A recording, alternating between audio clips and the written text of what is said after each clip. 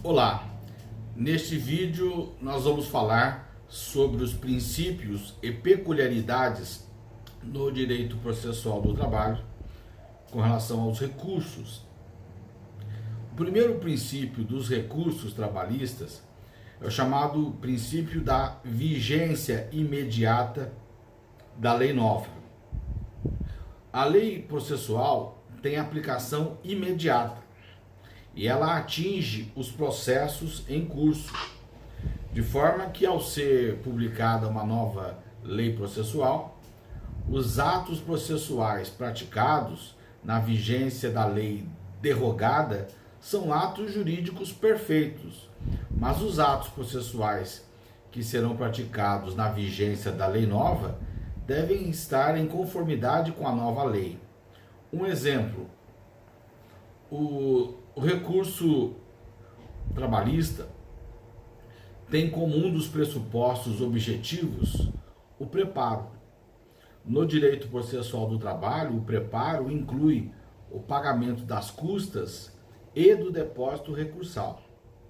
Antigamente, era possível recorrer e, posteriormente à interposição do recurso, ser efetuado o pagamento das custas e do depósito recursal, os quais eram juntados aos autos. Mas primeiro você recorria, sem a necessidade de pagamento das custas e nem do depósito recursal. A comprovação do pagamento das custas e do depósito recursal era feita posteriormente. Pois bem, ocorreu uma mudança na legislação processual, estabelecendo que as custas e o preparo e o depósito recursal, e ambas vão compor o preparo, depósito recursal que é feito pelo empregador, além das custas que são pagas pelo empregado, sem a necessidade de depósito recursal. Mas, com a mudança, tanto as custas quanto o depósito recursal tem que ser comprovados o pagamento e o depósito junto com a petição de interposição do recurso. Então, quando houve essa mudança, alguns advogados que não se atualizaram, não observaram a mudança, recorreram e comprovaram o pagamento das custas e do depósito recursal posteriormente, conforme a regra da lei anterior. Mas já vigente a mudança processual, a lei nova se aplicava àquele recurso interposto na vigência da lei nova e sem o depósito recursal efetuado e sem o preparo pago e a comprovação de ambos junto com a petição de interposição do recurso, aquele recurso não foi conhecido. Outro princípio dos recursos trabalhistas é a unirrecorribilidade, a qual estabelece que só é possível a interposição de um recurso. No direito processual do trabalho, para cada decisão só cabe um recurso. E uma vez interposto o recurso, você exauriu, o ato recursal. Não é possível mais recorrer. O recurso já foi interposto. Preclusão consumativa. Outro princípio dos recursos é o princípio da fungibilidade. Segundo o princípio da fungibilidade, interposto um recurso erroneamente, o juiz ou tribunal pode aceitar o recurso interposto erroneamente como se fosse o recurso correto. Mas no processo do trabalho, para cada decisão só cabe um recurso, de forma que há o entendimento doutrinário e jurisprudencial de que interpor um recurso erroneamente trata-se de erro grosseiro, não sendo admissível a aplicação do princípio da fungibilidade recursal. Outro princípio dos recursos é o princípio da variabilidade. Uma vez interposto um recurso, de acordo com o princípio da variabilidade, seria possível desistir deste recurso, substituindo-o por outro recurso dentro do prazo legal. Pelas mesmas razões anteriormente apresentadas, a maioria dos doutrinadores e dos tribunais não admitem no direito processual do trabalho a aplicação do princípio da variabilidade, uma vez que só cabe um recurso, só é possível recorrer uma vez e não é possível, portanto, desistir do recurso para interpor outro recurso. E uma vez interposto o recurso, ocorre preclusão consumativa. Mas além desses princípios, devemos falar das peculiaridades do processo do trabalho. A primeira delas, nós vamos encontrar no parágrafo 1º do artigo 893 da CLT, o qual estabelece a chamada irrecorribilidade das decisões interlocutórias. As decisões interlocutórias são aquelas decisões do juiz que não põem termo ao processo. A decisão interlocutória não resolve o processo sem julgamento do mérito e nem resolve o processo com julgamento de mérito. A decisão interlocutória é aquela que resolve uma questão incidente. A decisão definitiva, a sentença, ainda não foi proferida. Ou o acórdão, se a decisão interlocutória ocorrer no tribunal. O acórdão ainda não foi proferido. Então são decisões que antecedem a sentença ou o acórdão. Essas são as decisões interlocutórias. As decisões interlocutórias no direito processual do trabalho não admitem recurso de imediato. É necessário aguardar a decisão definitiva. E ao recorrer da decisão definitiva, o recorrente deverá atacar, primeiramente, aquela decisão interlocutória. Mas de imediato não é possível recorrer das decisões interlocutórias. Neste sentido, dispõe o parágrafo 1º do artigo 893 da CLT. Os incidentes do processo são resolvidos pelo próprio juízo ou tribunal, admitindo-se a apreciação das decisões interlocutórias somente em recurso da decisão definitiva. Então, quando há uma decisão interlocutória, não é possível recorrer de imediato. É necessário aguardar a decisão definitiva para atacar a decisão interlocutória no mesmo recurso em que se ataca a decisão definitiva. No direito processual civil, as decisões interlocutórias são atacadas mediante agravo. No direito processual do trabalho, isso não é possível. E nós veremos em outro vídeo que o agravo de instrumento no direito processual do trabalho só é utilizado para atacar decisão que negou o seguimento a recurso, não existindo no processo do trabalho agravo retido. E o agravo regimental é previsto nas hipóteses dos regimentos dos tribunais. Mas aqui, a decisão interlocutória não será recorrível de imediato. Essa é a regra. E toda regra tem exceção. A exceção ao caso diz respeito à chamada decisão interlocutória terminativa de feito. A decisão interlocutória terminativa de feito comporta recurso de imediato. E nós vamos encontrar como exemplo a decisão do magistrado que, de ofício ou provocado pela parte, acolhe a incompetência absoluta. O juiz do trabalho pode, de ofício, acatar a incompetência absoluta, reconhecer a sua incompetência em razão da matéria ou em razão da pessoa, ou acolher a preliminar de incompetência absoluta arguida na contestação. Essa é uma decisão interlocutória, e essa decisão interlocutória é terminativa de efeito. e, portanto, vai comportar recurso. Por que ela é terminativa de efeito? Imaginemos que o processo do trabalho seja representado por esta folha em minhas mãos.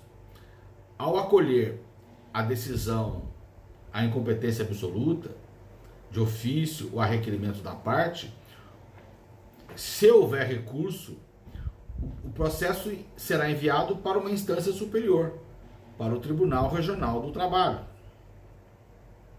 Se o Tribunal Regional do Trabalho der provimento ao recurso, o processo retornará para a primeira instância.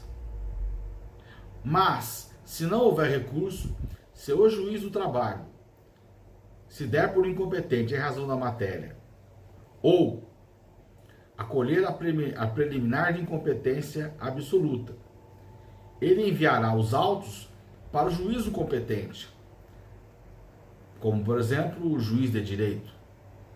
E neste caso, se não houver recurso, o processo será enviado para o outro juízo e não voltará. Por isso a decisão é chamada terminativa de efeito. Para que isso não ocorra, admite-se o recurso e dado o provimento ao recurso, o processo continuará na instância trabalhista. Neste sentido, nós vamos encontrar o parágrafo 2º do artigo 799 da CLT, o qual dispõe das decisões sobre exceções de suspeição e incompetência, salvo quanto a estas, se terminativas de efeito, não caberá recurso, podendo, no entanto, as partes alegá-las novamente no recurso que couber da decisão final. Então, as exceções de suspeição, as exceções de impedimento, as exceções de incompetência territorial, se acolhidas, serão decisões interlocutórias, que não permitirão recurso de imediato. A única exceção que admite recurso é a terminativa de efeito. E como tal, o parágrafo 2º do artigo 799 prevê que se a decisão for terminativa de efeito, se a decisão interlocutória for terminativa de efeito, será cabível o recurso. Com relação a este tema, nós temos também a súmula 214 do Tribunal Superior do Trabalho.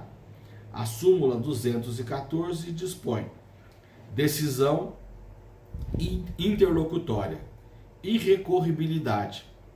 Na Justiça do Trabalho, nos termos do artigo 893, parágrafo 1º da CLT, as decisões interlocutórias não ensejam recurso imediato, salvo nas hipóteses de decisão A, de Tribunal Regional do Trabalho, contrária à súmula ou orientação jurisprudencial do Tribunal Superior do Trabalho. B, suscetível de impugnação mediante recurso para o mesmo tribunal.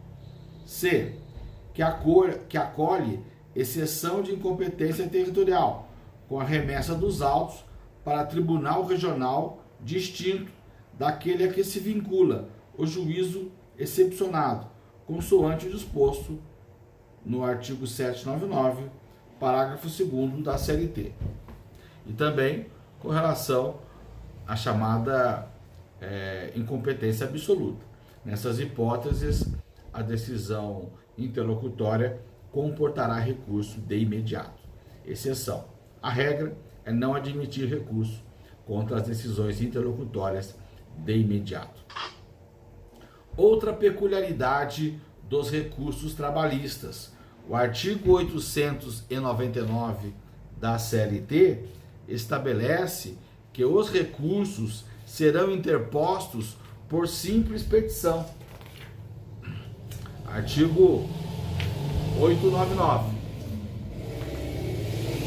Os recursos serão interpostos por simples petição e terão efeito meramente devolutivo, salvo as exceções previstas neste título, permitida a execução provisória até a penhora. Os recursos serão interpostos por simples petição.